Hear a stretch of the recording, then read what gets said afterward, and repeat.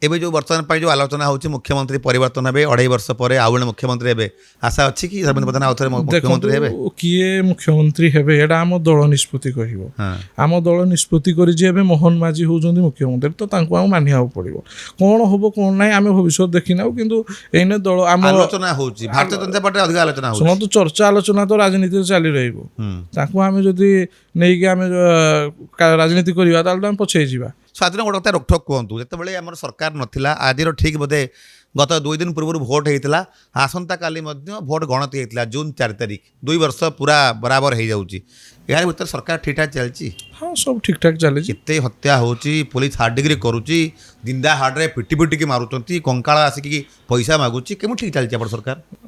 ଶୁଣନ୍ତୁ, ଦେଖନ୍ତୁ, ଆମର ଆପଣ ଯେଉଁ କଥାଟି କହିଲେ ପ୍ରଥମ କଥା ଯେ ଧର୍ଷଣ ହେଉଛି, ମର୍ଡର ହେଉଛି, ତାଙ୍କୁ ଆଗରୁ ନ୍ୟୁଜ୍କୁ ଚାପି ଦିଆଯାଉଥିଲା।